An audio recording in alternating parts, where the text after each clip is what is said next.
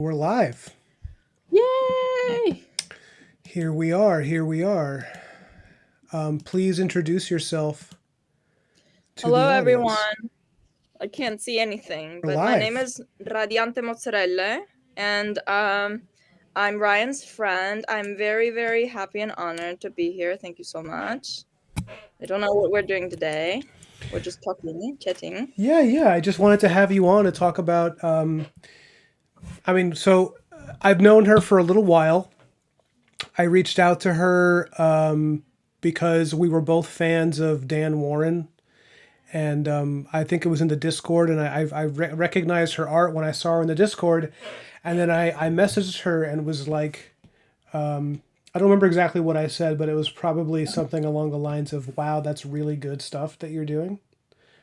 Because I'm so articulate, and yeah, we just kind of we became buddies, and we've been talking every now and then, and I kind of had to like bully her to be to come on because Bye. because I wanted her to talk about her work, and I wanted her to talk about her new Patreon. So anyone joining us now, I already see we got 8 people. Wow, that was fast. The You can see click on her link tree in the video description, guys, and you can see some of her work. It's pretty incredible. And anybody who has questions for her about her process, questions about her Patreon, just hit us up. But yeah, so this can be pretty casual. We're just gonna hang out and talk about art, Sounds and great. that's it. Yeah. Okay, so I have some questions for you, and some things that I necessarily haven't really asked you, even in our Oh my God. private in our phone calls. I don't think I've asked you this. That is I would like to know how you got started. how I got started. Yeah, drawing. Um, how far do you want to go back? I don't know. As far Well, back as you can remember, like out your of the womb. yeah, exactly. Um, my mother is an oil painter.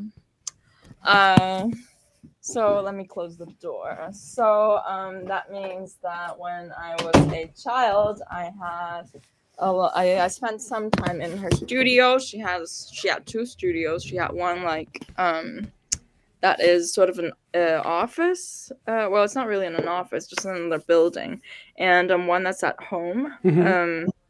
Yeah, her studio has always had this very strange mystique to me because it smells horrible, and because we had the structure was very weird, but there was a lot of skylight. There was the surface area of the skylight was very what I can recall is very great. And well, a lot of things were just the tables were very tall and stuff. I mean the desks, so everything was inaccessible to me. So that intrigued me, I guess, a little bit. But Hmm. and I she started me on oil painting, but I actually hated oil painting because it's not like when you're a kid you draw and doodle and it's erasable because you were using a pencil or a color pencils. Hmm. It's very messy, so I hated oil, and the cleanup was very extensive. Yeah. Yeah, so I gave up on oil temporarily, uh, and I just started some regular art classes after school. They weren't very intense, they were just for fun. I had some intense art classes as well, but I didn't like them, so my mom's like, okay, we're not going to do that. So I gave up on that. And then I don't know, I just kept drawing because that was one of the few things I did well. And when I drew stuff, people were happy because they liked it. So I continued to draw, and now here I am. Yeah, that's like so. That's something that I have noticed is like or at least a question I have asked myself is like, if I did not receive so much praise as a child for drawing, like Yeah, would I have done it? I feels like so much of what we end up pursuing as kids is people let you know that you have a propensity for something, and then when you get the praise for it, it makes you chase that feeling. exactly. Yeah. Yeah, so that's because it's my parents were not artists. I didn't grow up near a studio or anything like that. But I've noticed, I mean, like, I understood as a kid that every time I drew a picture, people would be like, you know, showering me with, conversations about my talent and all that stuff. And that must have been a huge part of why I kept doing it. Although I obviously enjoyed it, but yeah, I don't know. It's So interesting. were they wrestlers? Can I ask? Were my parents wrestlers? What do you mean? Because you're a wrestler, right? No, I was a boxer. Oh no, sorry, you're a boxer. My dad was a boxer. And you Right. Like, still didn't know. I guess I keep I was just moving a bunch of boxes. Sorry, my brain No, is not no. right I'm messing with you. It's fine. No, no. No one in my family. Well, aside from like an uncle who I barely ever, spent time with. None of them were boxers, but they are Hispanic, so that's a huge part of the distance that crosses. now. Oh, I like the painting you're doing right now. I just went and found your video Oh yeah, on I YouTube. did. I didn't send you the link. I'm sorry. Well, it's not hard to find. I guess whatever. You'll Yeah, be I see. fine. Yeah, cool. So anyone who's clicking the links and checking out Radiante's work for the first time, I want to know what you think of it because I've described her work as like a this really like unfiltered display of the sublime feminine. I think that's how I would refer to it. Oh my Maybe gosh. is that a little pretentious? I'm a little pretentious. Okay. Well, I don't know if it's pretentious. It's not what I was expecting. What were you expecting? To be honest, I was expecting more adjectives. More adjectives? Yeah. There were Well, like that's how people usually just describe stuff. yeah. Well, when I was taking that, That's not to fair. go too off topic, but when I was learning to write, there was a whole discussion about because so something about Radiante. She's also a writer, so What? Who you're told you that? you're working on graphic novels and everything, or you were for a time. Maybe it was, yeah. But I very sound like very uh, reticent to refer to sorry, yourself go as on. no. Yeah, so is that I had heard a lot when I was learning to write from different people that adjectives are kind of overused by writers and that people should be conscious of how many of them you're using. Like for example, H.P. Lovecraft is a writer who I really like a lot of his work. I think his stories are really interesting, but he often gets criticized for the sheer amount of adjectives he uses and sometimes repeating adjectives. So, Oh no. and I just became aware of how much I was relying on them in my own writing. So, Sure.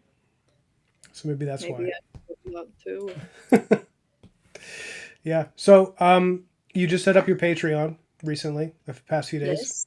Yeah. Mm-hmm. So, what are you hoping to? Not to put you on the spot, but what are you hoping to get out of it? Like, what are you trying to do?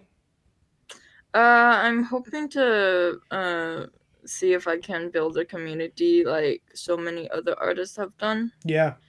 I'm not sure if I can achieve that. I think it's certainly doable. I just don't know if I'm I don't know where I'm falling on the bell curve. Um yeah, so I'm just giving it a try and see if I can support myself with my art alone, which is a very daunting task to be honest. Yeah. Yeah. It's a little. It's still. I've been doing this for years, and it still stresses me out. I'm Yeah. still. I still have days where I'm like, man, if I broke my hand tomorrow, I think I'd be screwed. Um, Yeah, I know, right? yeah. No, I don't know. I mean, it's whatever. It's fine. If this all goes belly up, I'll just do something else. I don't care. You're gonna go back to boxing. I'm too old. I'm 38. I'd have to be a, What? I'd have to be a boxing coach now. I'd have to be like a grizzled old coach who yells at people. Which I can do that. I can pull that off. But What is the cutoff age for boxers? well, you can do it when you're in your 40s, but you have to have a lot of like momentum in your career, so that because really Oh, you want to start when you're like 15, and so by the time you're 29, 27, you're like already up there in your career. And I stopped. I stopped when I was in my mid 20s because I was like, I don't want to do this for a living. I was like, this is not something I'm enjoying that much, or at least it wasn't something I want to do for the rest of my life. Oh, I see. Well, it was just I was looking around. A lot of those guys were looking kind of punchy, you know. Wow. They were just, like they start talking a little slower and just a lot of stuff like that. Where I was like, okay, reading something right, and even I feel like you're a pretty avid reader. Wow, how did you know? Are you reading right now as I'm talking? I know. I mean, but I just came back and my stomach kind of hurts because I was outside and it's snowing, and I think I breathed in too much cold air. That And makes your I've got stomach like hurt? a little tornado in my stomach right now, which is not fun. But I'm reading I'm reading something I'm gonna steal for my OC lore, obviously, because everything goes into my OC lore. It's like a trash can for everything. Yeah. It's Don Quixote, because Yeah. I find it very embarrassing that I tell everyone, yes, oh my gosh, I studied Spanish history, Spanish culture, 19th century, this and that. But I actually, out of all the actual very famous Spanish works, Mm-hmm. there's not a lot that's widely known, I think, that was written in the 19th century. I think the most popular ones are probably it's Don Quixote and Life is a Dream. And I read like the very beginning of Life is a Dream, but I didn't finish because I got caught. I my attention span is terrible and I was reading something else. And then so I thought at least I'm going to finish Don Quixote because Mm-hmm. the thing I'm writing right now, the main character is not directly inspired by Don Quixote, but inspired by like a 19th century 19th century or early 20th century Spanish philosopher called Miguel de Unamuno, and then he has a very interesting take on Don Quixote, and that's the thing, the framing device I want to use for this thing I'm writing. And I'll have to see how well I can actually understand it and translate it. I don't know how that's going to happen, but yeah, I'm having fun reading it though. What is this take on Don Quixote? So Miguel de Unamuno is kind of a divisive character. He loves to um well, how should I describe him? He writes like a constant inner monologue, I think. Like Mm. he's giving a speech to himself in a very grandiose way, and his only audience is like a mirror because he's talking to himself. Well, he had a great audience, but he writes that way, in my opinion, and he has a lot of subversive takes on, for example, Satan and Cain, which was the source of, well, yeah, I it was the last comic I did was about his stuff on Cain, and so this time with Don Quixote he does another subversion, which is he thinks that Don Quixote is the hero, um, instead of someone to be made fun of, instead of a clown, um, which like an anti-role model, which I think is very interesting. Uh, Meaning he thinks he's more of a conventional role model rather than a critique of like of a fool. um Well, I won't say conventional role model, but so he was writing in a period when Spain was in a very very obvious decline, and very brutal decline. Yeah. And yeah, so there it's called the Generation of '98, which I really don't think it's that well known outside of Spain. Maybe a bit in Europe, but maybe Mm. not so much in America, even though it's the cause of it, it really is the Spanish American War. So I think Americans should know more about it. But anyways, Was this around the same time that the that Goya's black paintings were done? Because I know that some of those were no. no, it's about 90 or maybe 80 years but after that. Oh, okay, okay. I don't know when exactly the black, because the black paintings were like done in his kitchen or something, right? Yeah, and Um, it was happening when Spain, I believe, was moving into. It was in serious decline because a lot of the things from the revolution had sort of backslid. Um, if I'm yeah, Go ahead. Dakin, I think I really don't know because I don't know much about Goya. But I think it happened during the Spanish Independence War against the French because Napoleon installed his own brother. They sort of kind of kidnapped the Spanish royal family and then Mm. installed his own brother on the Spanish throne. So Spain was fighting an independence war when the colonies were trying to fight an independence war against her. Um, yeah, but the period I'm talking about is 1898, which is after she has basically lost every single one of her colony that's worth anything. What's that noise? I mean, in the end, it's I think it's Cuba, Philippines, Guam, and like a few random other islands. There might be some I'm forgetting, but Hey, so hey, whatever you're knocking around, I can hear it pretty clearly. oh, sorry, I got bored. Yeah. Anyways, sorry, I don't want to go on like a history rant because I don't know if anyone is interested. I am. Uh, I definitely am. are you sure? No, Okay. yeah. You haven't seen these particular streams, but like, there's no real direction. Like, I just kind of want to hang out and talk. So like, whatever you're interested in, even the chat's already interested. Broken Blade says a part of him agrees with that take on Coyote, which is interesting. Really? Yeah. Oh. He also So, says he just looked at your website. Wow, she's really good. Isn't she awesome? She's oh, phenomenal. thank you, thank you. I love you, Broken Blade. She's amazing. I mean, Of her course, like I'm amazing. there's like no piece that she's done where I haven't been able to identify the style like immediately and just be like, oh yeah, yeah, that's her. Like, it's just a very clear vision for what she wants her stuff to look like, and that's a really cool. Really? Yeah, it's a really cool level of confidence, especially because you're still in your 20s, right? You're really young, and I feel like a lot of people who, even if they're really good, they don't, their style is not that well like formed yet, you know what I mean? Because they got to make a bunch of mistakes first, and and it feels like you arrived fully formed from the head of Zeus. So that's I pretty have cool. to disappoint you. I was born in 1879. I knew it.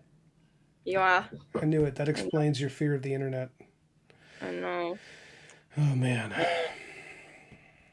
I told Anyways, I told Dan you were going to be on tonight, so maybe what?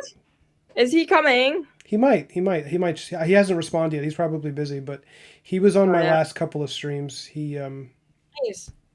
Yeah, it's been really fun. Every time he comes on, we do like a 4 hour stream where we just talk about like really really random stuff. But yeah. Nice. I don't know if the random stuff I'm talking about is of the same quality as the random stuff that he might talk about. Uh, No, don't worry about it.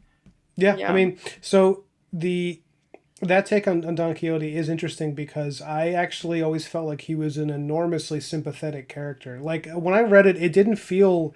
I mean, I understand it is a comedy and parts of it are genuinely funny, but it is really tragic, and he feels very much like a tragic hero. And there was something I saw recently. Have you ever read or watched? I'm sure you haven't watched it. I know. So, guys, Radiante, she doesn't watch movies. I don't think she knows what they look like, but she does read. And have you ever read The Adventures of Baron Munchausen? No. It's a really bizarre, really I bizarre really book. haven't heard about it. The Inventions of Barry Munchausen? So close. The Adventures of Baron Oh, the Munchausen, Adventures. The Adventures. and it's Baron, not Barry. He's a. It's about a. Munchausen. Yeah, he's an English lord who like has adventures and tells all these tall tales about it, and Oh, I see. Yeah. but I think that's probably, maybe that has something to do with where Munchausen syndrome comes from, of like the supposed compulsive lying. Wow. I don't know. Looks interesting. I love the poster. Oh, the movie is visually absolutely incredible. It's Oh, I must watch it then. yeah, I'll watch it. it's extremely surreal. Like, he goes to the moon, and the king of the moon is this floating disembodied head. It's really it's crazy. The movie, it's one of those situations where it's like they gave an artist total carte blanche to just do whatever they wanted, and they gave them a tremendous budget, and the thing that he made was just really fabulously strange. Oh, Doesn't happen anymore. yeah, I know, right? But yeah. And oh, guys, anyone watching? So Radiante works on. She does everything on an iPad on Procreate, and Yeah, I'm lazy. and now so do I. I don't really. I'm not using any other apps anymore. What do you think it is about Procreate that you like so much more?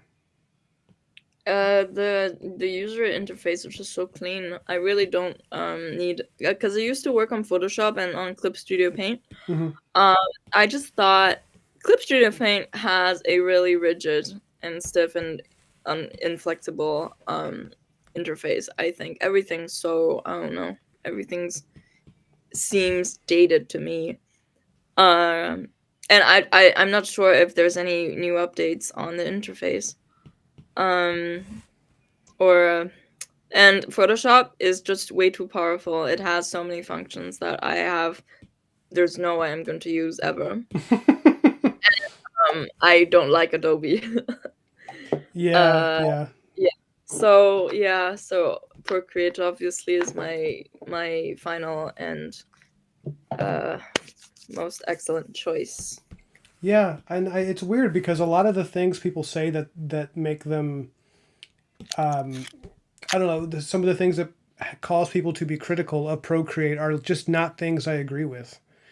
They'll be like, "Oh, well, the iPad, the screen's too small," and it's like I don't know. It's roughly the same size as your average piece of paper, and people have been making art on that for like ever. So I don't get it. And then they'll be like, "Well, it's it feels awkward to use," and I'm like, "What are you talking about?" Like it's so much more comfortable.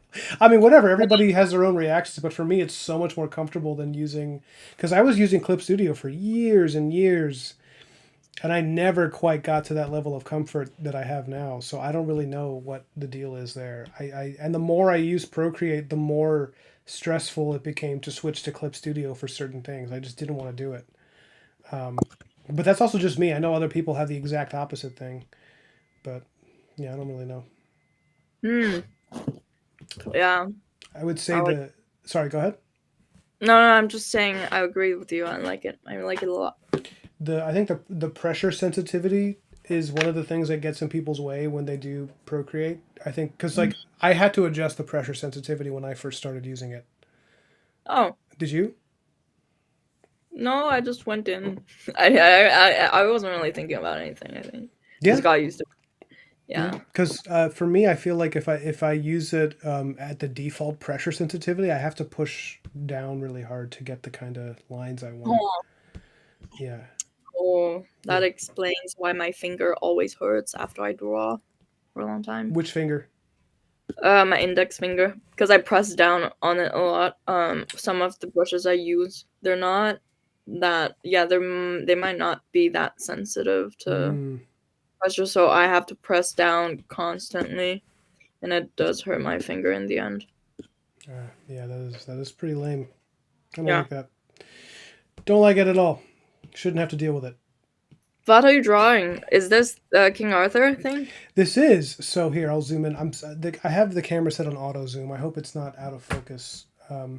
But this is Mordred, who's Arthur's son, born of demonic incest with his half sister.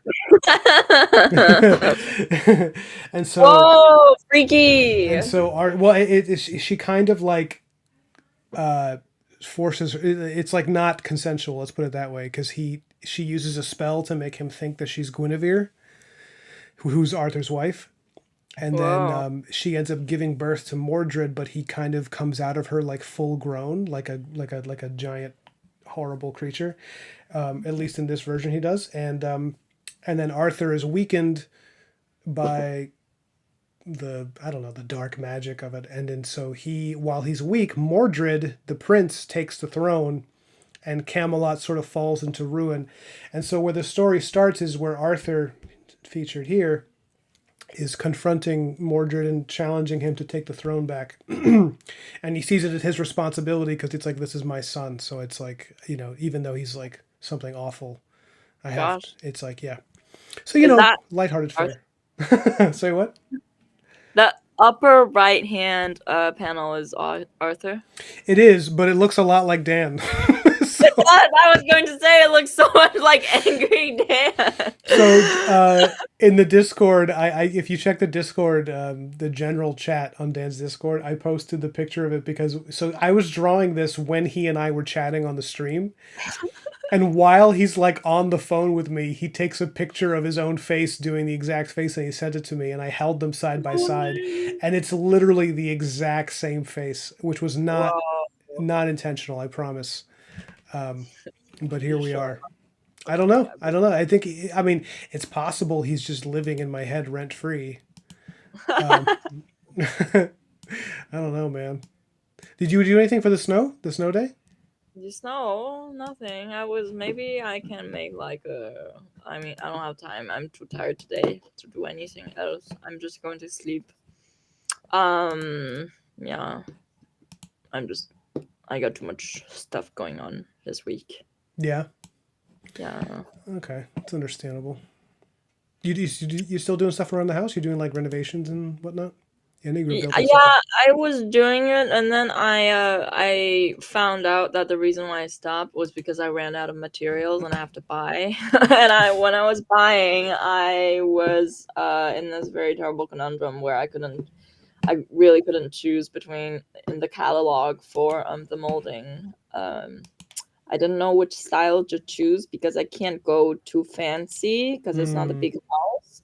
But I don't want to go too simple either because the simpler ones look a bit too factory, like the how do you say, like the regular Home Depot or Lowe's factory prime, that kind of stuff. mm-hmm. And I mean, they're all factory primed.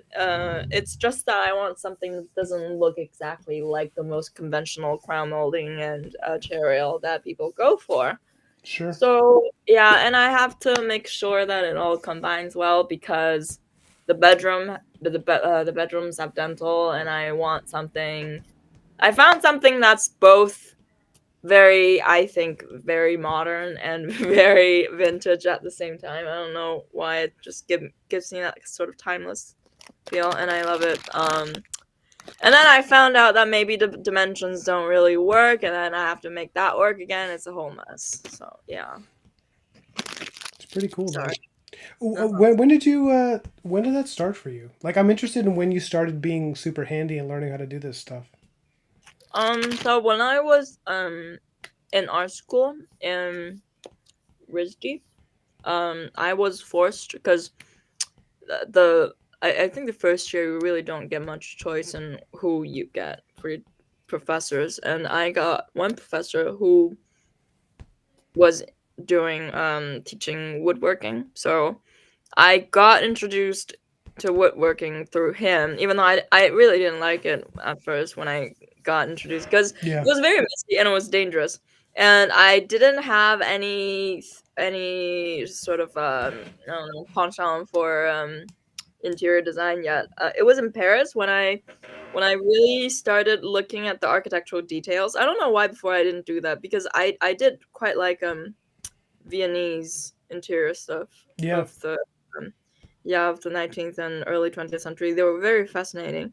I tried to imitate their style, but I'm not sure why it just didn't really work for me. Even if I reference them very closely, it just doesn't work with my brain. But I do really appreciate it. And when I was in Paris, I of course there was a lot of history everywhere, and then Mm-hmm. we had a course in that touched on architecture, so I paid a lot of attention to all the moldings and stuff, and then I thought, oh, I think I'll have a chance to recreate this. Well, not recreate this, but recreate the, let's say, the vibe of my own house, and I really wanted to try.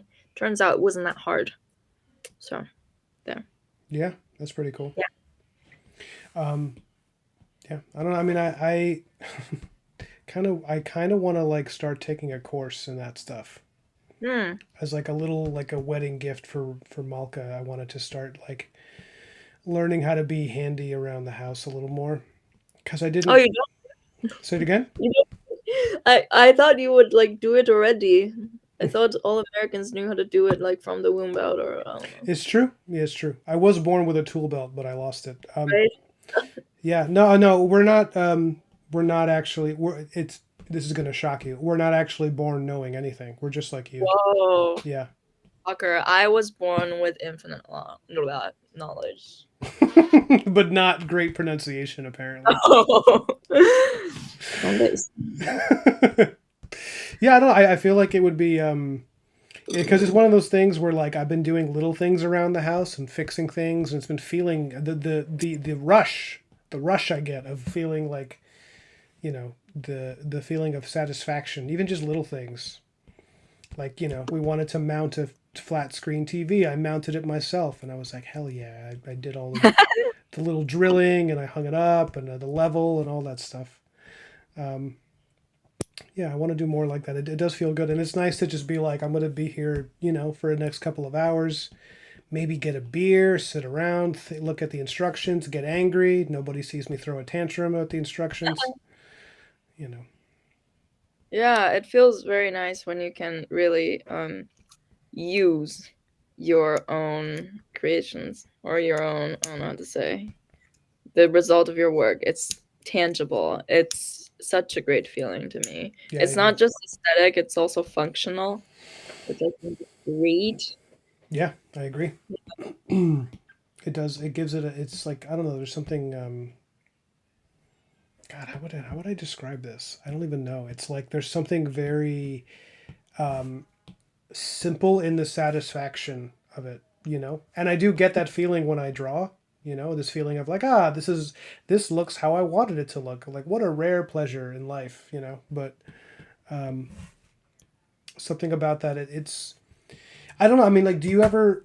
This is going to be kind of a meta, a little bit of a how do I put this question? Okay, do you ever, as an artist, have a weird internal crisis about the purposefulness of your work? Are you ever like, what the fuck am I doing with my life? Yeah, sometimes, yeah. 'Cause yeah, it's not a very lucrative job.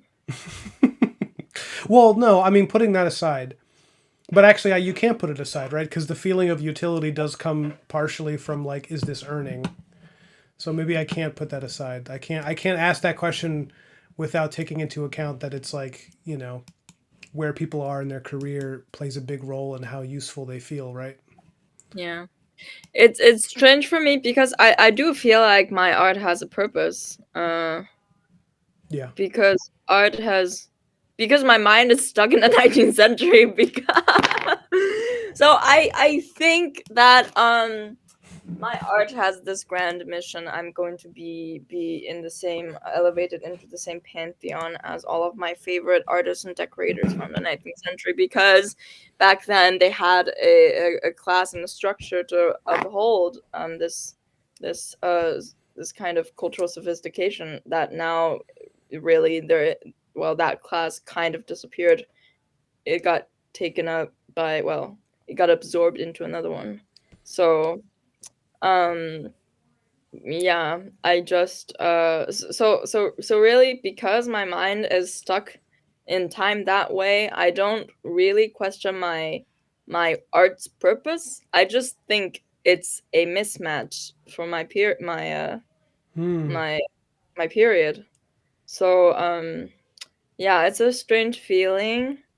And I think the only thing I really worry about is whether or not I can sustain the same.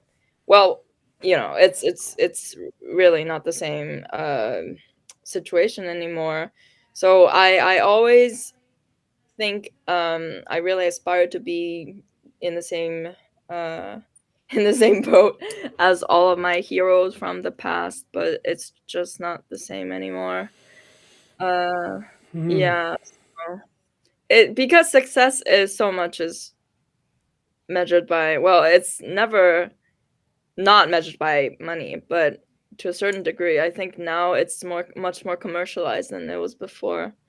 So, yeah, that's the only thing that gives me an existential crisis. Otherwise, I would always, in every single parallel universe, I would choose to be an illustrator. Yeah. Do you feel like there would be something positive in returning to a system of where an artist is sort of taken care of by a benefactor, like the Medici's, you know? Um, I kind of know a person who is like that. Oh, Yeah, so do I. There's a few people living like that where they're just supported by rich people that just want them to make art. yeah. So I don't think my art fits into that category. The kind of art um that would be fit that sort of situation. So Why I not? I don't know if there's any hope for me. Why Uh does your art not fit that category? because from the examples I've seen, really, it's not the same. The people who get into those situations, I think they're much more fine art, and they have some kind of unique backstory that I unfortunately lack. Yeah, You, God was not terribly creative when He was creating me. So, what do you mean? You have a very unique. I'm not even blowing smoke up your ass. You have a very unique backstory.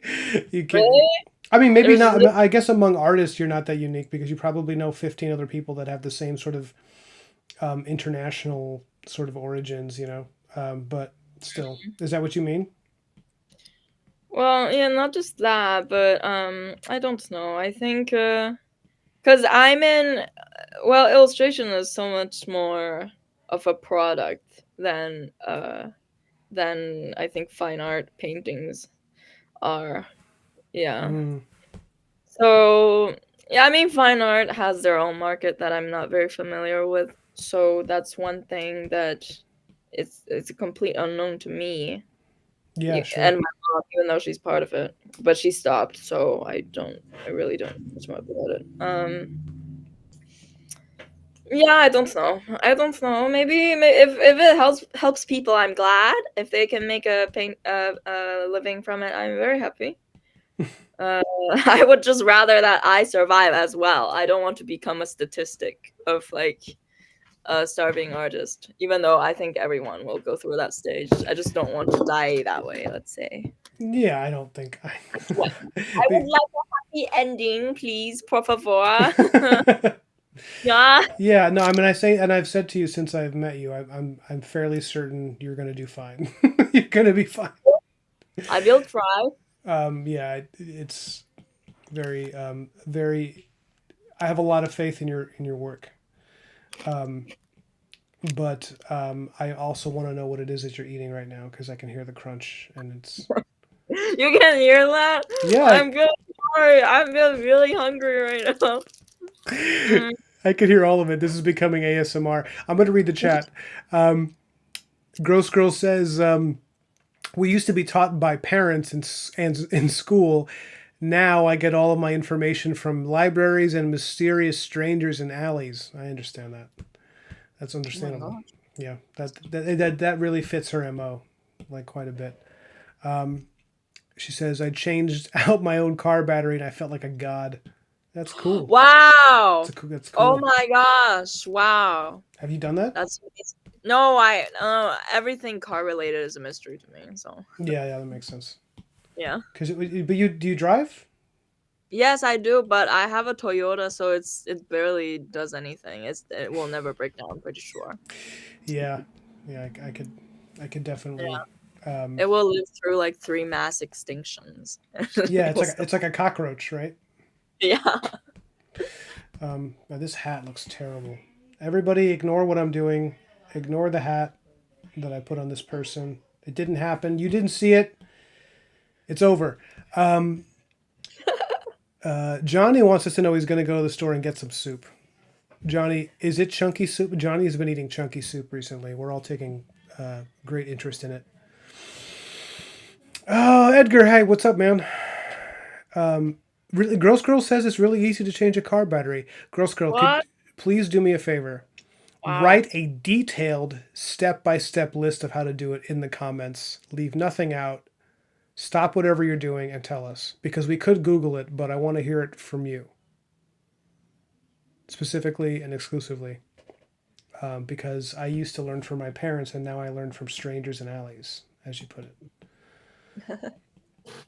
Yeah, I don't. So I mean, the whole Medici system. It is interesting when you think about the fact that that was like the goal for artists a few centuries back, was just like, oh yeah, if I get noticed by some lord, they'll just kind of take care of me. But I don't know. I Even if that system still existed, I don't think I'd want that because it's so easy for that to turn on you.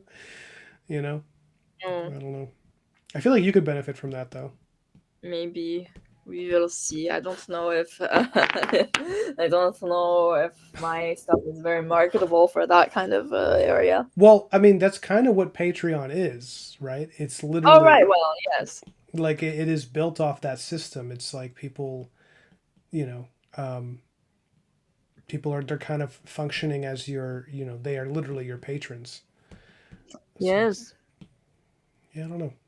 It's like I'm crowdfunding that art sugar daddy. Yeah, yeah, it's it's an OnlyFans for people that sketch in the Yeah. moment.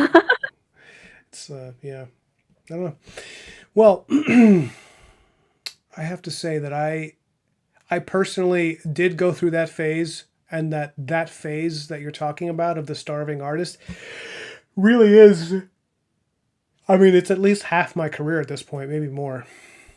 Like Wow. I'm only really in the past 5 years have I really gotten to a place where like I'm pretty comfortable doing this for a living and where I'm not constantly stressed about money. But even that is a temporary, it's a temporary relief because new expenses come up and then you're like, oh crap, I have to do like twice as much freelance work as I was doing last month in order to. So it's and even so I wouldn't even say I'm out of the woods yet in terms of like pure unquestionable financial security. You know. You are giving me so much hope. Thank you. Oh really? I thought I was being I kind of. was being sarcastic. Oh. You do not get sarcasm. I do, but I haven't learned. I've talked to you a lot, but I haven't learned your sarcasm because your tone of voice doesn't What? really change.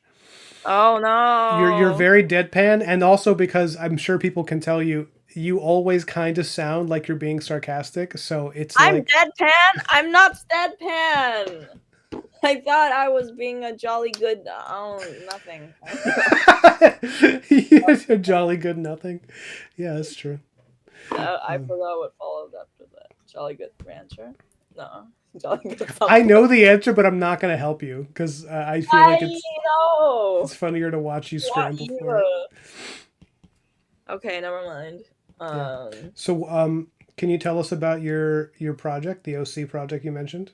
I want to know more about this. No, I'm not gonna tell you. Come on, Oh, spill it. okay, and like yeah, since I don't think any of my followers are seeing this anyways, so Yeah, uh they will I'm though. They will because I'm gonna. It's going oh nine. all over Reddit. Sorry, Oh continue. wow, okay, wow, impressive. Um so it was originally going to be a graphic novel, but I thought that it might drain my soul if I actually work on it as a graphic novel. So in the end, I talked to a few friends, and one of them suggested that I should make a visual novel instead. And we talked more. I talked with other friends, and everyone unanimously agreed. And they said that it will be much better in a visual novel format. And so we are making a visual novel. I'm doing the writing and the art, and my I have at the moment the team has three other people um that will be collaborating with me. What are they uh, doing? I'm doing really the bulk of the creative labor. There is one person who should be doing the programming, and then one person doing the marketing and support, and another person doing the storyboarding when it's necessary. But in the end, I'm not sure Yeah, this is a preliminary plan for everyone's roles, but it might change in the future because I do have a lot on the table. There is a lot of design to do. So part of my a lot of the concepts will be published on my Patreon. Mm-hmm. I don't remember if I think I published like a little bit. I'll slowly be churning them out. I mean, some of them are ready. I'm just slowly churning publishing them. Yeah. Um, yeah. Yes. So that's the logistics of it. I'm not sure when it will be out and finished. The length that I'm expecting is thankfully I do have like a reference. You have to have a few comparable titles, right? With the most comparable title, I think it's about going to be about half, less than half of that, which is great, but that one is very long. So Less than half of what? less than half of quite a very famous visual novel that has, I think, a very considerable fan base. So, but because I really am quite busy in my private life, so I don't have that much time to completely dedicate to writing. Mm-hmm. So I really am not sure when even the script will be um completed enough for a demo. It's probably 2026, 27, which is terrifying. Why? Because it's just the Yeah. amount of time that you feel like that's going to take. Yeah, because I was born in 1879 and it's such a long time. I'm going to be so old. I mean, Oh, I don't know. someone just looked at Radiation's art. Mozzarelle cheese, you are a great artist. Thumbs up. Thank you. Thank you, special Edgar Alt. Thank you so much. Edgar is he's a favorite of the channel. He's a friend of the channel. He's our boy wonder. He's our squire. He's probably the youngest person on my streams. Wow. Um, Wait, is he a minor? he is a minor, so be careful what you say. Oh no, don't throw a lawsuit at me. I have a whole career in front of me. Everything you're saying is being strictly and intensely documented. Um, No. no, it's cool. Don't worry. I curse on here sometimes, and then my fiance was like, "Ryan, you got to be careful cursing because you now have a minor who watches your stuff, and it's uncouth. It's in bad form to curse in front Wow. of young people." Very unbecoming of a gentleman like you to curse in front I of know. little. I know. I know. It is Yeah, truly it is beneath the honor of my station for sure. exactly. So yeah, what were we talking about? Uh, what were we talking about? Your project. Your so this is something that is Yeah. is this one of the main things you're working on your Patreon, or is your Patreon are you still like forming what it is you want to do with that extra attention, income, space? Yeah, so it's been planned from the start that the concepts and the basically the concept art, Mm-hmm. character design, environments will and what do you say? Like concept art as in not just sketches, Mm-hmm. but also paintings, visualizations will be uploaded to my Patreon. Um I yeah, I really wasn't sure about announcing it completely to my own follower base because I don't have I'm being very careful because I don't want to promise something that I cannot deliver in the end. Um but at least the individual sketches and concepts are deliverable, so I can guarantee that. Yes, so that will be on my Patreon. Okay, that's Uh, cool. and if so, Patreon, I think I'm going to use it to test the waters, even though I don't have a lot of patrons yet, but I'm hoping to gradually build up. And I think eventually I'll be posting them on my public profiles as well. Yeah, that's Yeah. great. Yeah, I mean, so I am now a member of your Patreon, which Thank is you. really exciting to me because I really want to see more of your process. Like that was one of the reasons I joined. It wasn't just because like we're friends. It was like I want to see more of her whips. You know, her work, her stuff as she's making it, because there's things you're doing with Procreate that I really I'm just interested in seeing how that's done as someone who uses the same program as you. But Oh, thank you. but I was surprised by your process because you're There was no process. yeah, the process, quote unquote, is very interesting. It's extremely loose. And it doesn't seem like you have a particular method that you do every time.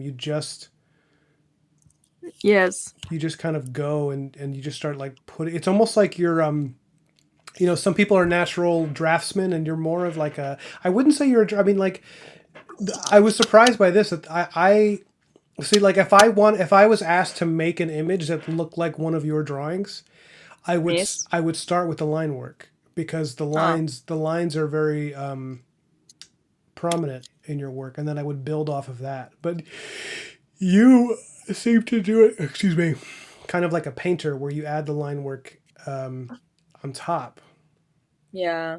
which is very Art Nouveau. Ah, okay. I was just surprised because I think I don't intentionally try to imitate the Art Nouveau style because I actually like I don't like Art Nouveau as much as like as I do like the Viennese movements, the Viennese and German movements, and they I think visually they look quite distinct. But I never end up my style always the final product at least always ends up looking more nouveau than it is like Viennese or German, which makes me very sad. Well, I think some of that is because of the Lion Decker influence that's in your work. Yeah, It's like and he he, studied in France, so I wish I could study at the same academy, but I think it was closed in the 1950s why? because well, I mean, even if I study there, the teachers won't be the same because all the teachers be dead. That's Because true. he had a who he had Misha as a teacher. Is it Misha or someone else? I think it's Misha. Maybe my memory is not serving me correctly. Well, you are like 200 years old, so. Yeah, I know, right? I'm so old. It should be a miracle that I don't have like dementia or something. Um, Yeah, but I think I would much prefer to have a sort of atelier kind of education in art instead of a university because I'm quite unsatisfied with my university education. Oh yeah, why? Because I think it was so much more quantity over quality that I really didn't have much chance to develop the I think the intellectual side that's very essential to having an artistic career, like any creative career, I think, because again, because my mind is stuck in the 19th century, I keep thinking how much more culturally sophisticated, well, I like cultivated at least the illustrators were. And compared to my education, I really thought I just wasn't given much time at all to develop that side because well part of it is not the school's fault. Part of it is because my style takes too long to actually render compared to some other well I'd say actually most of the people in my department in the illustration department they were not doing things. There were a few people doing that, Hmm. but there weren't. I think most of it was the art was quite. It was basically line art and shading. It wasn't as rendered. Hmm. Yeah. Yeah. Well, I So sorry. Go on. no, it's okay. It's just that I basically spend Monday to Sunday every day I worked, and it was a grueling period for me in my life, and I really would not want to go back to it. Mm. So yeah. Yeah, I was actually thinking about this, that like I think one of the reasons illustrators, you described it as it used to be a bit more intellectual. Yeah. And while I think that it's a spectrum, that if you take intellectualism in art, if you take that to a certain extreme, then what you get is postmodernism. Oh. But if you take it out of art completely, what you get is what we have in a lot of situations now, where it's just a lot of people like, if you were an illustrator at the turn of the century, you were still studying the classics. You were still learning anatomy, perspective. Your style was not developed in a vacuum. It was coming out of out of realism as a practice, and then you would remove yourself from that over time with certain steps, and that would be your style, quote unquote. But now it feels like people are starting from style, and they're not learning their fundamentals. And there's popular artists who people adore them, and some of their work is actually really good, but that I can tell that they if you ask them to switch it up, they wouldn't necessarily be able to try and something more realistic. And I think even if you're a stylized artist, learning realism is super important. It's super helpful. Yeah, I agree. But I mean, overall, though, I do find that I've been a little bit um, a little weary of intellectuals as a just like, because my time in art school was not something that I enjoyed. So and some of it was like the sheer amount of time that we spent discussing art, to the point where I was stressed about finals, about being like yeah, like final projects, because I was like, I've spent so much time in critiques, listening to people discuss their work for like 3 hours at a time, instead of just like the amount of time I'd love to spend sketching, or Mhm. and it felt like this, I don't know, it felt very like the pursuit of something, the pursuit of a of a certain fashion, of like being seen a certain way. Hmm. But it's very cynical of me, though, probably. I don't know. Do you know what I'm talking about? Can you relate to that experience at all? I feel like you probably enjoyed some of that more than I would have. Really? You think that? Only because I think you are someone who, you don't seem to tire as much of art theory, whereas I feel like I passed through that discussion for like 4 or 5 years, and then at the end of it, I was like, I don't. I was just like, I got so tired of listening to artists talk, just because I felt like. Also, don't forget, this was an art school, um, you know, right at the cusp of where New Jersey meets New York. So there's a certain amount of like suburban kids learning how to be pretentious, So they're like, there's a bit of performance, and maybe that's what I'm reacting to. But also, like, as someone who liked comics and who liked illustration, it actually felt like, I felt like my work wasn't really like, my interests were not seen as real art, by a lot of people. Oh, So well, it's terrible. yeah, I mean, what I honestly, I'll be honest with you, I did not really give a shit. I was like, whatever. I I like what I like, and I know where the value is in something, but I didn't take it to heart. But I did have like I did roll my eyes a lot. But what, am I wrong in thinking that you would have been more patient with that than I was? I don't know.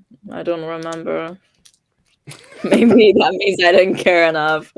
I just thought I didn't like grits because I spent a lot of time and but everyone gets 15 minutes basically in my class and Yeah, and yeah. mine, it was like you'd had a class of like 6 or 7 people, and it was a 3 hour class, so it would be just Mm. everybody got a half hour, 40 minutes sometimes. It was a lot. It was a lot of time discussing, like, I don't know how many comments I can make about a painting I don't even fucking like. Pardon my French, but just being like, this is not. What? That was not no, sorry. What were you gonna say? French. That was not French. Well, wow. It was, she's a No, woman of the world. She knows that that's not go French. on. No, No, that's go it. on. That was all I was gonna say. Yeah. Yeah, anyways. Yeah. That's all right. It's behind me. I won't think about it more because it makes me very sad. Yeah, which Yeah. part? Every part, every single second. I was in a That's 4-year institution. that sounds Makes healthy. me yeah, wow, so healthy. I don't like the way I was doing that line work. I'm starting over for anyone wondering. Um, What is this person you're drawing? this is for another project I'm working on. So I have this very sort of ADD approach to this stuff where I work on multiple projects at a time. So I do like a panel for one thing and then I jump to something for the other, and then I have client work and then I do a little bit of that and collect a paycheck for that, and then I jump to something else. So this is for something that I'm hoping to do this year because I have my King Arthur project for 2025, and then I wanted to do a second graphic novel in the same year, something that would be a little bit less intellectually taxing, and more of just like more of an aesthetic pursuit, something that's just like really, so beautiful to look at and not necessarily quite as like painstakingly written, because the King Arthur story is something where like the script is really, it's a lot of mental energy went into that. And as far as genre, I was like, oh, I would like to do something that was very different, something set in an urban landscape. So essentially, what I landed on was a science fiction project that was heavily inspired by Blade Runner, which is a movie I bet you've never seen. Of course I've never seen anything that was produced after like 1956. It's so amazing. I've never met What? anybody who just like hasn't, hasn't for an artist to not see Blade Runner is just Oh wait, sorry, excuse me. I have seen stuff made after 1956, but I just haven't seen Blade Runner. okay. I'm gonna put you on the spot. What is something made in the past 50 years that you have enjoyed? Whoa, I love the freaky Italian 60s and 70s um films like Yeah, Well, I like one thing made by Pasolini. I haven't watched the other ones. And then I like Fellini. I sure. like Satyricon. And I read the Roman novel as well. It's like the first Roman novel ever written. Wow. I Have mean, ever. I guess that survived in pieces. As far as like 1960s films, have you seen like Lawrence of Arabia, for example? No, sorry. No, that's okay. I was just curious. You don't have to apologize. I just, these are things I want you to see. That's what's happening. Is that I just, you know, Lawrence. Wait, I think you've told me about this Lawrence of Arabia. yeah, it's a biopic of a guy who lived, who he was a British soldier who, uh, around World War I, he went into the desert and befriended the Arabs and sort of got lost in the culture, and he ended up leading this whole revolution against the Turks. And it's really beautiful, beautiful scenery, beautiful script, incredibly acted. Big. It has the feeling of it's like I don't know, great classic filmmaking, but it's probably more mainstream than a lot of more mainstream for an American than a lot of the stuff you've. Oh, okay. Wait, let me check the chat real quick. Gross Girl says, which version of Blade Runner? Obviously, Gross Girl, I am not going to recommend the version that has the unnecessary narration. So I'm going to fill you in on this, Radiante. Mm-hmm. Blade Runner is a classic science fiction film that kind of gave shape to the entire genre. It was the first movie that really, like, you've heard the cyberpunk kind of look and feel. Yeah. It's the movie that kind of coined that, and it's from the year 1980. It's an incredible masterpiece. It's beautiful. It's very slow moving. It doesn't have like a very fast moving plot. But when the movie was being produced, the money men at the studio were like, "Oh no, the movie's too plotting, so we need to like keep the audience from spacing out." So they forced the lead actor to do a voiceover, like a narration of the film, where he's explaining everything that's happening, and it's just dreadful. And What? it's the version they released into theaters in the year 1980, and everybody hated it. So years later they released it without the narration, without him constantly telling you what you're looking at, because he's not assuming you're an idiot anymore, and the movie's much better. And that's Mm. the version most of us have seen. And that's what she means, I think, when she's saying which version of the movie. Which version do you like, Gross Girl? Answer us in the chat. But it's very, very good. And Edgar says, which Blade Runner should I watch and how R-rated are they? There is some nudity in the movie, Edgar. And there is, even though it's not an action movie per se, there are some pretty violent sequences. So yeah, it's about a detective in the future who his job is to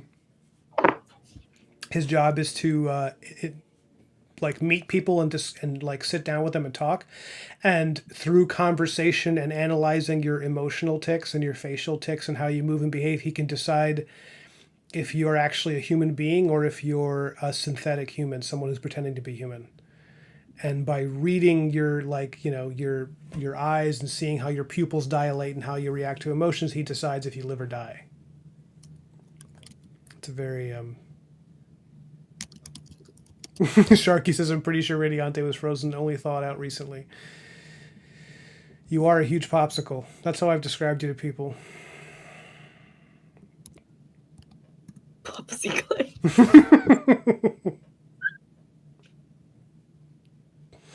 Yeah, the final cut is the best. Yeah. Well, Ridley Scott, once you get him away from movies, Gross Girl, I'm sorry, I don't mean to be so hard on Ridley Scott. I just feel like sometimes he sucks. Yeah, sometimes he really bothers me. But, yeah, anyways. Moving on from that.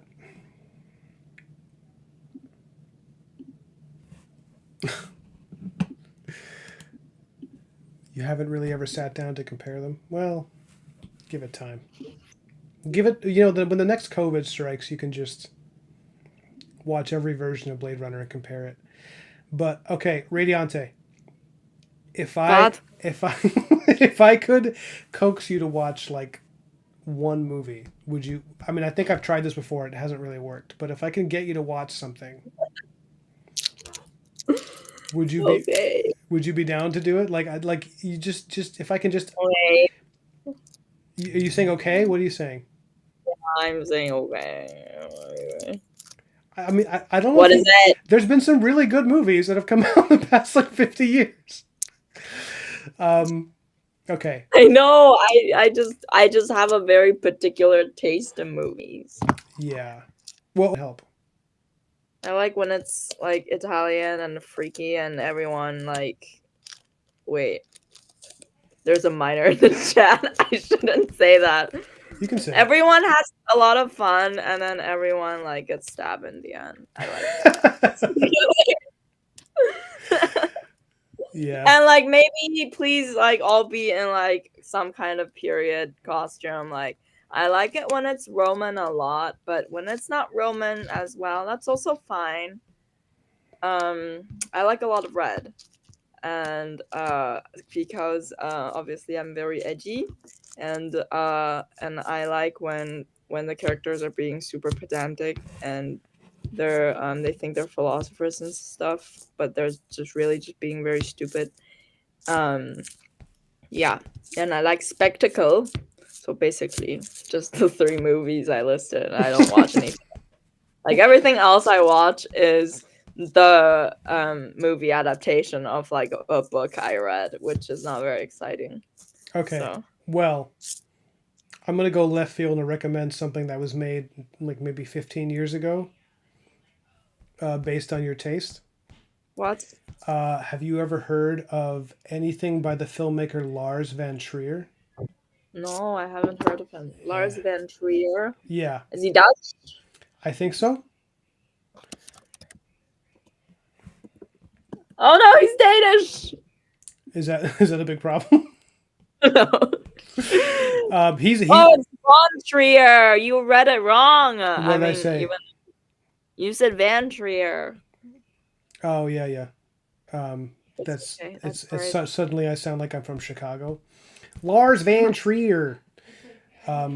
But he's a I don't even know how much I like his movies, but they have affected me quite a bit. I'm mostly recommending this because his movies are very good. They're just not my cup of tea, but I've seen a bunch of them, and I would say that I think my approach right now is that this is going to be like a gateway drug to get you to watch more modern movies Hmm. because everything you're Okay. describing and what you enjoy with the movies you mentioned, you can find that in a movie of his called Antichrist.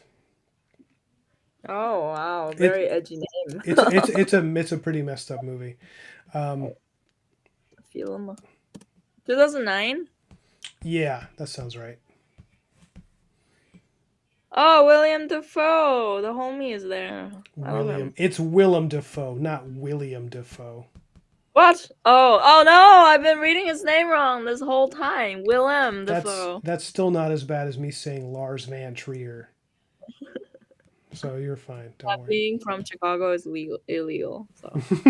I'm not even from Chicago, but my fiance is, and Oh no. sometimes I get so used to making fun of her accent, I don't realize that I'm adopting it. Yeah, but I'm going to recommend that you check out his movies, and then after that, maybe you'll have a little more faith in modern movies' ability to be movies. And then I mean, at least I know Guillermo del Toro. I like him. you've seen his Um, movies? yeah, of course. Because he makes a lot of Spanish history. I think he's Mexican though, but he made a lot of uh movies about Spanish history, like the Spanish Civil War, which were pretty. They were great. I love them So so you've seen like much. The Devil's Backbone and all that? Yes, that was one of my favorites. The Devil's Backbone, Pan's Labyrinth. I Right. didn't like The Shape of Water that much though. I mean, because it's not set in Spain, obviously. Well, Because I have why didn't you tell me that you've seen those movies? That would have been. what? Because you didn't ask. I asked you what modern movies you've seen. Oh, sorry. How dare My you? brain has to pivot, but it's not pivoting. So Um, yeah, Edgar, don't watch Antichrist. Don't ever watch it. Just stay where you are, where it's safe. Lars Van Trier is a freak, and I don't like him as a person, but I want Radiante to watch it so that she can. I don't know. I think I'm doing this to hurt her. Maybe I don't know. Maybe this is what? punishment. His movies are. I don't like them, but they are very interesting. Like I didn't enjoy Antichrist, but Girls I Girl didn't like it. Girl didn't like it. She yeah, says, "Don't watch it, Edgar. Not because I dislike it, but because it's not HO." it is not age Oh, appropriate at all. It's not oh. appropriate for a man my age to watch it. It's not But for he matched your freak, though. He matched your freak. Riley likes Antichrist. I mean, I really like the actress in the movie, Charlotte Gainsbourg. I think she's lovely. She was like a type for me that I didn't know I had. Oh no. She's like very like willowy and kind of soft spoken and sort of inscrutable European personality. And for some reason, I found her really attractive, even though that's not usually my cup of tea. But I think it's because she has a certain charisma. She's great in that movie. You see you see more Willem Dafoe in the first 30 seconds than you'd ever see in your whole life. That's true. Radiante, is she a fellow European? She's kind of from everywhere. I feel like I would describe her as being made up of the sum of many parts from different continents. Yeah, I I was made in the lab, so sorry. Yeah, she's a continental Frankenstein. Yeah, No, I'm dead. Edgar, I can't even tell you what it's about because the plot, it's about a couple that after the death of a child, they go to the woods for like to recenter themselves,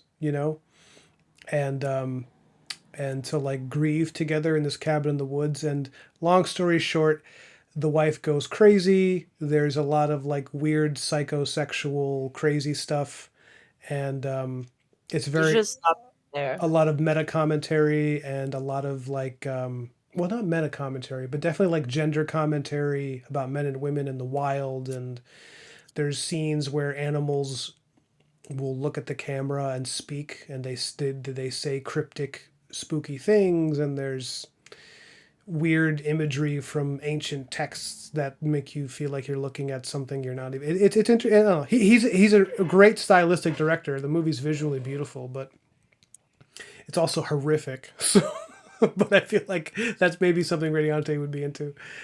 What? Yeah, some doors are best left closed. Good way to put it, Broken Blade. Continental Frankenstein sounds like my next graphic novel.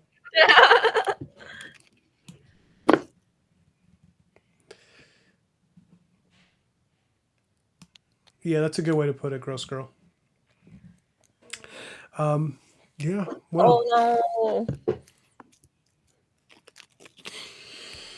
I don't know. What other projects do you think you'd want to do down the road? Who, me? Yeah, you. Project survive. Project earn enough money to survive, so I'm not begging on the streets. Yeah. So there's that. Sure. Yeah, I'm not looking terribly far into the future. I just got that one OC project. Hopefully, it sees the light of day. It takes me so long to make anything happen right now. Maybe I'll see if I can find a publisher that wants to publish like this small comic, the Abel Sanchez guy Yeah. thing comic. And can people read? Can people find that on your Patreon? Yeah, when people sign up, I email them a PDF of the thing. Okay, great. Yeah. And that's about it. I think I actually got that email from you. Oh, really? Yeah. I mean, you got it a while ago. You Yeah. got it a while ago. Yeah. Yeah, I got it. I got to see it before anyone else. I know, right? VIP experience. Wow. It's really great. Like, I really love that you're. I'm interested in how you use color. By the way, like what makes you. Because your work, it's almost monochromatic. The way you. I mean, maybe it is. Maybe it would be literally monochromatic, but the way that you choose, like, when you're doing Abel Sanchez and you choose like this string of pages is going to be all in extremely warm tones, for example. Is that something you decide beforehand? Like, do you map that out as like a way of the reader to separate like the present story from the back from the flashback or something like that, or what? Like I'm curious about what's going on in your mind when you're doing this stuff, or are you not even Wait, aware of it? what warm? I don't think it was warm. I think it was very. That's the yeah. It's very blue. Yeah, that's the one where you chose mostly cool colors, right? Yeah, but I've seen Yeah. other things that you've done where you did like Like the warm. yeah. Yeah, I have a pink one and a blue one. So the pink comic and the blue comic. Yeah. I'm curious, I like, just, do you map that out ahead of time, or what do you do? I just go with whatever color feels right. There's really very little thinking that goes into everything because if I think too much, it kills my flow. So, yeah, the pink one had an original one. I mean, how do I explain? The pink one, the original Mm-hmm. first edition, was a sort of brownish, tannish, rusty red. Because I thought it looked a bit like dried blood, and it did kind of work that way in the crit I got because it was a final project for a class. People said that it does look like dry blood, so I was happy with that. But in the end, the second edition, I made it into this pinky, purpley. It's nicer. I think it's got like a kind of innocence mixed in with brutality. Yeah. Yeah, and like a vibrant kind of, I don't know, cruelty of youth, something like that. I don't know. Yeah. Yeah. That Yeah, is something. Sorry, go on. yeah. So and then the blue one, I just wanted a greenish blue, because obviously green is the color of jealousy, and blue because I wanted like Depression Pro Max on everything. So everything had to be very, very depressing. That's pretty cool. Yeah, Yeah. that's about it. There's really not much behind it. Well, it's just interesting because I don't really think I've seen much of that in other people's work. At least Hmm. not the people Yeah. of, not like in contemporaries. So I was curious if it was When I was from a book. I actually submitted like another comic to that was a while ago. When I was still trying to make my OC stuff, my OC lore into a graphic novel, but obviously in the end just nothing worked really because I barely had anything together. But it was like in my conversation with the editor, I was asked whether it was going to be in black and white or in color, because that was sort of the only two options. It Mm-hmm. was either black and white or I mean the conventional choices was black and white or in full color. And in my brain, my stuff just does not work in full color. Because if I were to do full color, I would be rendering everything, and that would take so long. That would kill me. And yeah, and I don't want to do black and white either. So in the Mm-hmm. end, yeah, I mean, in the end, it kind of imploded on itself because Yeah. How so? I was doing my thesis at the same time, so it was a whole mess. Because I was trying to see if I can get something so I can stay in France, but in the end, nothing worked out, which was great because I mean it's sort of better for me to go home anyways in America. So yeah, yeah, that was fine. I learned a lot from that experience. What did you learn about yourself? Um, like I think I'm testing my luck constantly because I think I'm the main character of a very great movie, even though I don't watch anything contemporary. Yeah. How Uh, would you know what a main character in a movie does? I You're know, going in or like blind. the main character in an epic 19th century novel Okay. of some kind. Sure. I don't know. I just thought I could wing it and get it, and obviously I winged it and I didn't get it. Yes, I learned that I'm incredibly impatient, and that's why none of my art has any process to it, because I'm too impatient for process. So I just go straight at it with Hmm. like everything. Yeah. Yeah, I'm taking my time. I'm taking my very sweet time to prepare everything, so quality comes before everything. Because there's no quantity to speak of because I'm so slow. Yeah. Are you? How long does it take you to finish a piece on average? Whoa, you don't even want to ask me that. It takes me so long, it makes me want to cry.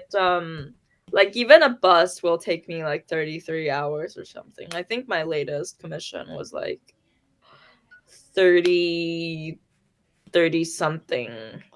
Like between 30 and 40, which is a lot. So Yeah. I really just, yeah, Yeah. it So takes me. like a full week for a bust. Yeah. Yes, exactly. So that is why I struggled through school, because I barely finished anything. And you were Uh working analog at the time or digitally already? oh, I was always digital because I'm so lazy. I didn't know if they let you at school because when I was in school, I don't think they had digital.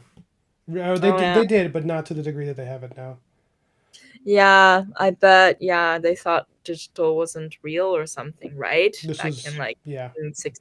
Oh, yeah, This is way back. This is right. probably before. Oh my God. This is before Edgar was born. When was Edgar born? 13 years ago. Well, I can't do math because I was born so long ago. When is 13 years? What is 2025 minus 13 Are equals you? I 12. hear you typing into a calculator. You absolute chimp. 2012? How is that possible? Yeah. What? I was already out of college when Edgar was born. I can't even. Wow. Oh, Edgar, your life's ahead of you. Oh, 2011. Okay, well, yeah, you have a life ahead of you. So nice. I was born in 1879. Yes. Yeah. Well, I might keep drawing for a bit, but if you don't have to stay on the whole time if you want to do something else, you're welcome to hang out. But I don't want to keep you if you got other things going on. No, that's alright. I got nothing going on. Absolutely nothing. I blocked this time out because my friend does not. I mean, nothing. Sorry. My other friend, who I was helping move today, Yeah. yeah, she tends to drag things on, which is why I had to delay this, which is why I couldn't make it on time at 7.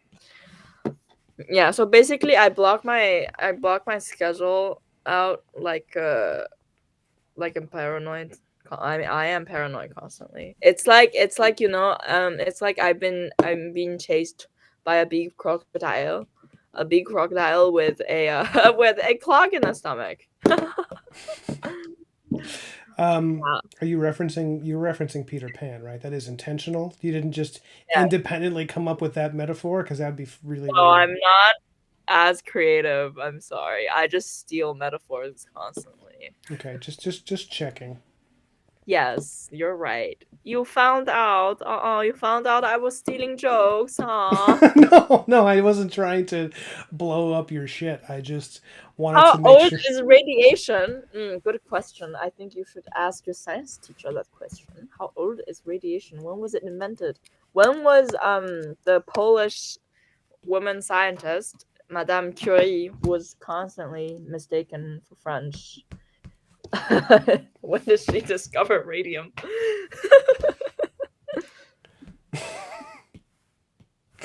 I don't know. I haven't checked the chat. I'm assuming you're responding to someone. Yeah, I'm responding to what Edgar is putting in the chat. Oh, this whole time I keep thinking, what if Edgar's lying to me and he's really like, he's a 48-year-old man who's just messing with me? Whoa, that would be so not nice. Because every now and then Edgar will make a joke that I'm like, that is pretty funny. Like I would be like, that is a little too funny for someone. I mean, he's very bright for his age, obviously, if that's the case. But every now and then he'll say something, and I'm like, that's kind of a brilliant joke. Um, and then I wonder, what if this is just like my brother, my older brother, just taking on this identity to mess with me? Oh my god. If so, that's brilliant. But You have an older brother. I mean, I think I saw one of your pictures and I saw like a bunch of Ryans. you saw, was it my brother's wedding? Was I in a Yeah, suit? maybe, I forgot. I saw like a bunch of Ryans in suits and I didn't know which. Wait, I knew which one it was. I You don't know forgot. which of those guys is me? My memory is terrible, so I just Okay. remember like a bunch of Ryan lookalikes. In that picture, I'm the one who's towering over everybody else. I'm Oh wait, I think you're. Yeah, I remember. I remember. Yes. I'm literally 4 inches bigger than everyone else in my family. Like all the other Why men. Why? did you win? You I got don't know. like Because of I'm powered by contempt. I don't know. I just wow. um no, yeah. I'm like 6'3", and everyone else, all the other men in my family, are like 5'9", 5'8", 5'7". And I think it's just a recessive gene. But it's funny because you look at pictures of us at the wedding, and it's just like a bunch of like normal looking men, and then it's just like this Bigfoot in a 3-piece suit standing over everybody, and I look like them like facially.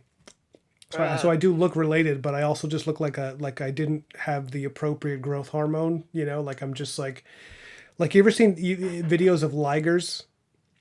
Do you know what a liger? Oh, the hybrid thing. Yeah, it's like a cat. It's a cat, a lion tiger hybrid, and it's really cool because when you combine a lion and a tiger, when they breed in captivity, they don't the growth hormone just doesn't happen.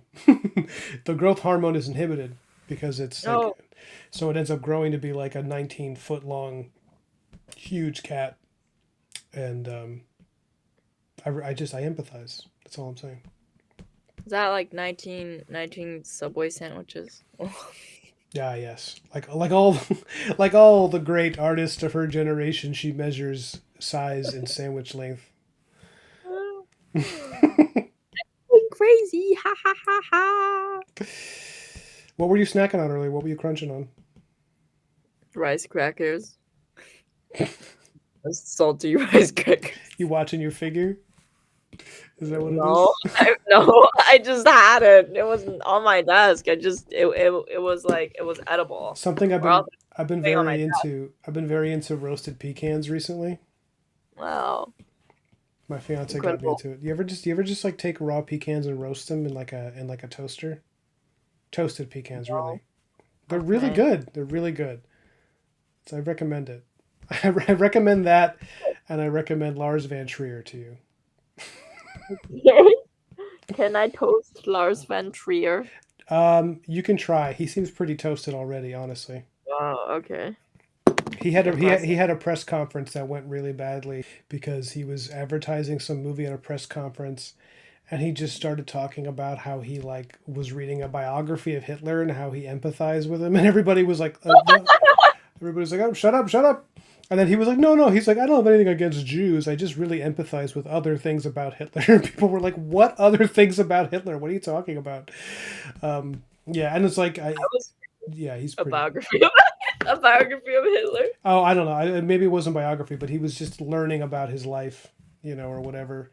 And he, I guess, empathized with some aspect of him that he says was, not connected to his wild-eyed hatred, but it's still rubbed a lot, obviously. And it's really funny because next to him is this actress Kirsten Dunst, who's like this very famous actress, and she's standing next to him, and you can see her just dying inside, like looking around, like, oh God, please don't let him say anything else because it's so terrible.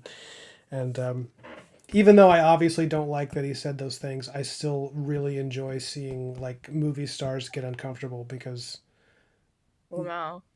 I don't know. It's just watching something real happen, even if it's really uncomfortable, is really fun. Yeah. That's my. Did you know that Hitler actually had a second chance to go into art school? Oh, really? Yes. So I was I was reading a biography of Hitler. Of course I would read it after Freud, who was a Jew. Um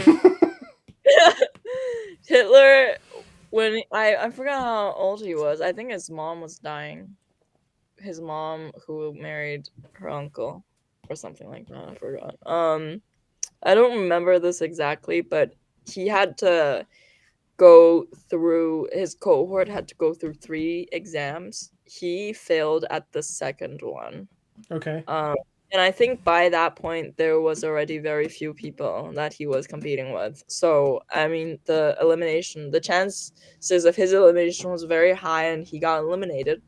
But I think later, I forgot who got him in contact with either a professor or some kind of an administrator who was a famous sculptor at the school.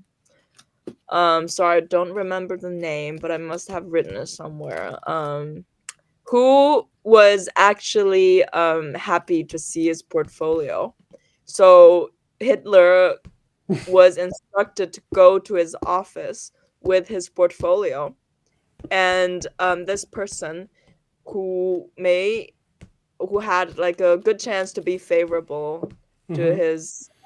to his abilities could have gotten him into the what is it, School of Fine Arts, Academy of Fine Arts of Vienna. And he was too shy. He was too shy to bring his portfolio, which I relate with. God, Yeah, what a because beta. Continue. he thought he was too intimidated by the sculptor, and he thought he wasn't adequate enough. But I think around the same time, like his mother was dying, so that might have something to do with it. Yeah, and he didn't take that chance. Wow. Oh no. Yeah, I know, right? He chickened out. So he thought world domination was easier. Yeah, I bet. Okay. Maybe I have a chance. Art is so hard. If anyone joining us, welcome. This is the Hitler stream. The, We're discussing all about him. any Carl Jung fans here? Oh, I love Carl Jung, even though I didn't finish anything he wrote.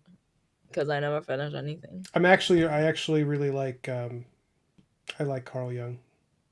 I think Nice. I greatly prefer. I think he because he was a follow up to Nietzsche, right? Didn't he?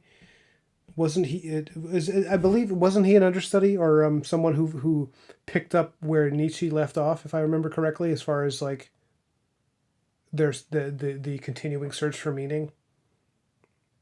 Yeah, I think that way you can say that. Because I I'm not remember. Sorry, I don't mean to cut you off. Go ahead. because he's Freud's student, but But he really doesn't agree with Freud on a lot of things. yeah, in the beginning they did.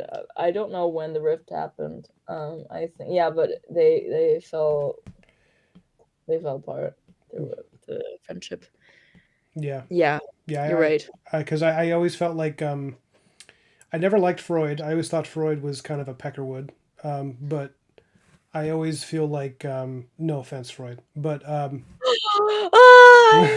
mortal soul has been wounded. How dare you?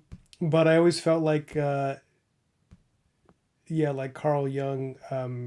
The way he resolves the problem of meaning in life is pretty great. I think that Yeah, because a lot of our modern ideas of like mental health, and we're not mental health because we're still catching up with that, but like our notions of, oh, let's put it this way, how we perceive reality, and the idea that we perceive reality as a story, and that so narrative is really at the basis of a lot of this.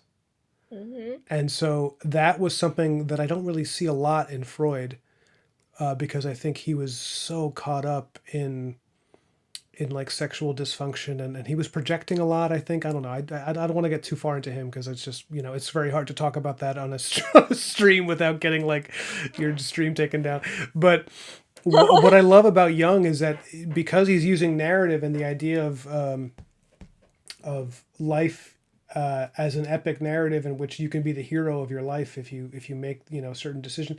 I really appreciated that, and I think it resolves the question of meaning pretty well, where it's like you kind of have to just because Nietzsche was kind of paralyzed by it. It like ruined him, once he realized he didn't know why humans existed, which was yeah. something he predicted as being like, this is what happens when a society becomes secular. It's like we're going to lose our connection to meaning, because if we, he declared God as dead, and then it was after that it was like, well, I think that was Nietzsche, right? Yeah.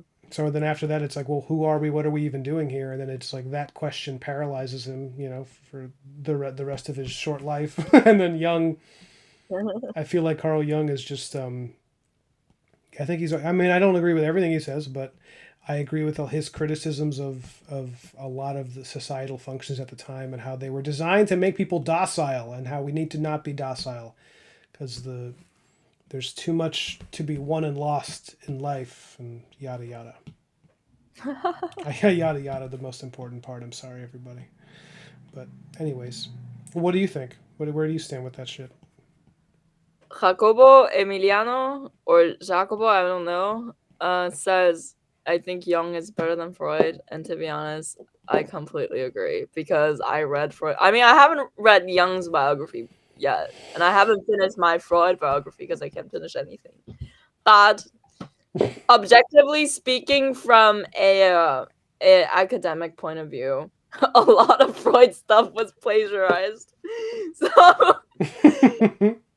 it's because his goal in life, at least in when his career was just budding, it was after fame and money. Because he was quite insecure with his own background, which makes sense because being a Jew in the Austrian Empire, during his period was very, very tough. I don't know if it gets any easier in other periods because I mostly do the 19th century. I really don't know about anything else, and the early 20th century because I am a person of the 19th century, yeah. So I don't know anything else, but yeah, a lot of it was written, was either sort of plagiarized. Yeah, I think plagiarized is the right word for it. From his contemporaries that are lesser known today, Mm-hmm. and for example, when he was doing a basically, oh, how do you say that, a fellowship in Paris, which Mm-hmm. is on some of the, I think, like a very intriguing topic to me. It's about hysteria masculine, which is male hysteria, uh, and basically the paper that he ended up, I mean, not the paper, I mean, including the paper, and he also gave a lecture about it when he came back from Paris Mm-hmm. to, and he was in Vienna again at the School of Medicine. It was, none of it was original. It was mostly just regurgitated stuff from his very famous Charcot, very famous, oh my gosh, what is he? Like a neurologist. Yeah, he was a neurologist. He was called the Napoleon of the nervous people. Yeah. Really? Is that a translation? Yes. Yes, he was called Napoleon des Névreuses. He was the champion, the emperor of, he all nervous people suffering from nervous illness, which Hmm. they can say anything mental at that point. Yeah, so I he can relate because I've been called the Socrates of spazzes. wow, okay, flags, all right. Yeah. Continue. Yeah, so anyways, I was just saying, objectively speaking, it's uh it his work, a lot of it really was not great stuff in terms of research because it was mostly just regurgitated stuff from other people. There was not a lot of original stuff, but later he did come into, when I think 1910s, I think starting from 1900s onwards to 1910s, 1920s, that was really when the German and Austrian, uh let's say, not what is it, psychologists started delving into sexual stuff, Mm-hmm. like days. um he rode that wave because there were people paving for that before around 1900. um yeah, so he lived during a very opportune time for his industry, I guess. So yeah. Wait, I'm going to answer this question from the chat from Jason, but before I do, I do you hear that? Do you wait? Let's listen again. Freud was a hack. There it is. He was. He was a hack. I couldn't stand listen. I couldn't stand reading his books. It was like something he said, and then I'm going to answer your question, Jason. I will. But something he said that drove me crazy was he said he's describing all these like all of this these degenerate urges that he claims everyone has, and then he says anyone denying this is just proving his point because they're denying it, which is such an unscientific way of looking at things that I was like, did he just fake his degree? Like, it's insane that he got away with claiming anyone who disagrees with me is just proving my point. It's like that's like that's like I can't imagine anyone getting away with that in the age of like social media where like 15 people will pop up and retweet you and stuff. But yeah, I don't know. I don't know. I think he was I think his intelligence I don't think obviously he was not a stupid person, but I think he suffers from that intellectual disease where people just they think themselves into circles until all of the thoughts that began as cogent clear thoughts become this like spiral of nonsense that just kind of continuously justifies itself with like pseudo intellectual bullshit theory. It's just I don't know. I'm sorry. I don't mean to crap all over someone who's been dead for like 100 years. But Just recently found your stream. Good stuff. Just dabbling with Procreate myself. Any tips for an artist like myself? Any tips for an artist like yourself? Do you mean yourself, Jason? I think you mean myself. Yeah, I mean, well, if you want Procreate tips, I would say consider if you're having issues, like if it feels like it's fighting you a little bit, check the pressure sensitivity. Maybe up the pressure sensitivity. That's a good place to start. And watching Evan Almanson, I'll type his name in there. Oh, you Evan, love? I think it's Almanson. I'm probably misspelling it. I'm almost certainly misspelling it, but YouTube will fix it. You just find him. He does all these streams where he draws and paints and Procreate. He's one of the best working illustrators. He's incredible, and he can teach you just by working in front of you. You'll learn a lot. And he regularly does streams, and he has a Patreon, which is very successful. So, thank you for pointing out that question to me, Gross Girl. I appreciate it. Johnny says, I like how well read Radiante is. Yeah, but you know what? She's never seen Terminator, dude. She's never seen Terminator. Who cares what she read? Ah! Well, it's not made like in 1969 by a crazy Italian director. I'm not watching it. No, it's made by a megalomaniacal American director who's batshit crazy. Okay. All right. I don't know. I just don't know how you've lived if you haven't seen a metallic skeleton engulfed in flames. I don't know how. Oh, I've seen memes of that, I bet. Oh, that's just as good as seeing the movie.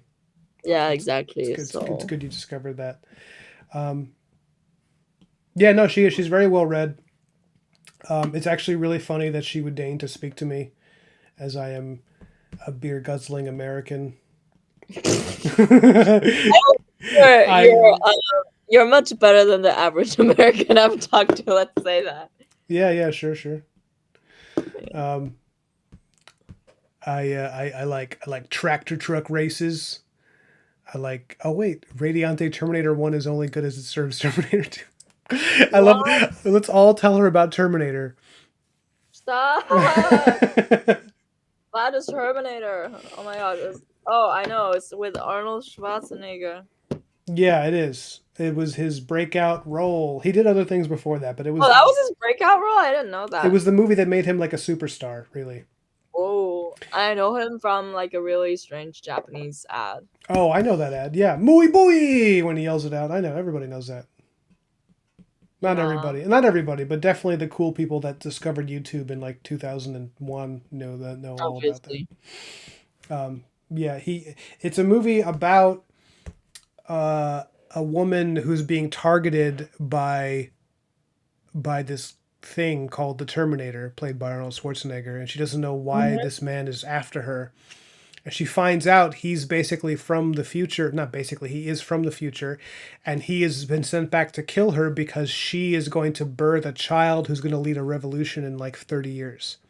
Oh no! Against a computer hive mind, and the hive mind keeps trying to find ways to eliminate those who are going to play pivotal roles in the liberation of mankind after society falls.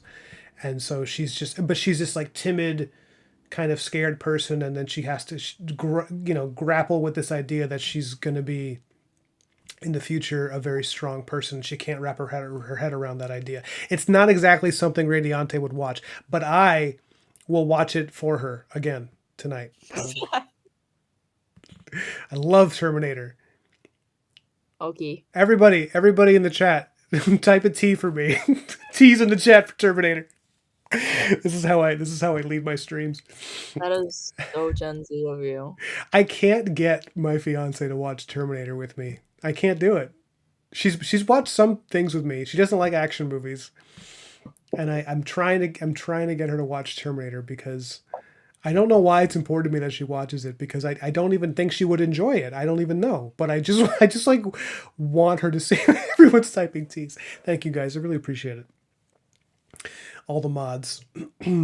Broken Blade, what do you mean UFO ramen? What does that mean? Explain that.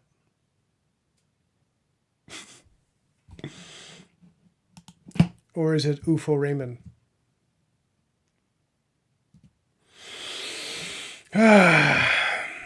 Well, okay, guys. I've been having a lot of fun. Nice. But I'm gonna sign off because I want to drink water, and then I want to sit in bed before I go to sleep, and maybe watch something with my girl.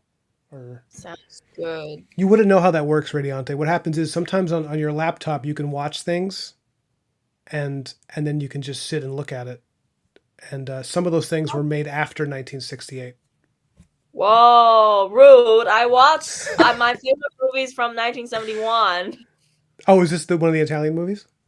Yeah. Okay, okay, but okay. Here's maybe we can meet halfway on this. You like Italian filmmakers, yes? Well, just those three. I don't know about Whoa, anyone whoa, whoa, whoa, else. whoa, whoa! Hold on.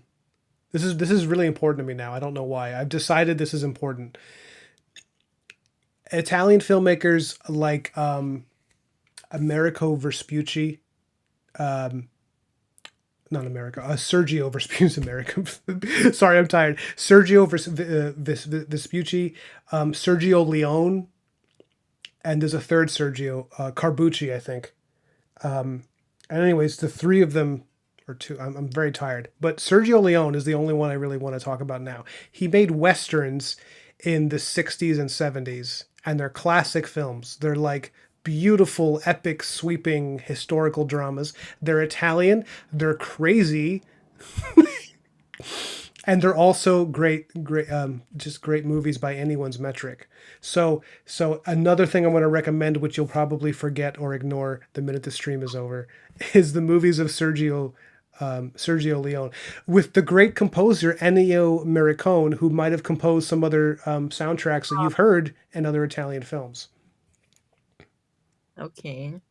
How about this? If you watch one of my Italian movies, I'll watch one of your Italian movies. Wait, if I'm going to watch one of your Italian movies, I'm going to push you to watch something not Italian. Because it feels like I'm meeting you more than halfway there. I don't know. I mean, Okay, all right. I'll watch Blade Runner or okay. something. Well, no, Blade Runner might bore you. I think it's a beautiful movie, but if you're used to like crazy orgies and blood and stuff, Blade Runner is a very subdued mystery film, and it's mostly atmosphere. You'll probably find it really boring. I'd rather you watched Sergio Leone's films, honestly. Whoa, sensational. Yeah, I think because his movies are like they're kind of sexy and dangerous and very stylish. So, Fistful of Dollars is great. I was gonna say Once Upon a Time in the West is like one of the best movies ever made. It's incredible. It's very problematic by today's standards, which is a big draw. Okay, on that note, you're right, gross girl. Thank you guys for joining us. Thank you. Do you want to tell them about your Patreon? I had the links, guys, in the video description, but Radiante, please tell them about your links. Tell them about all your stuff. Girl already did the excellent service of providing all the links in the chat. She took my spotlight. The point is to just remind people. Oh, she already did it right up ahead. Man, she's so good. She did. She's amazing. Thank you so much.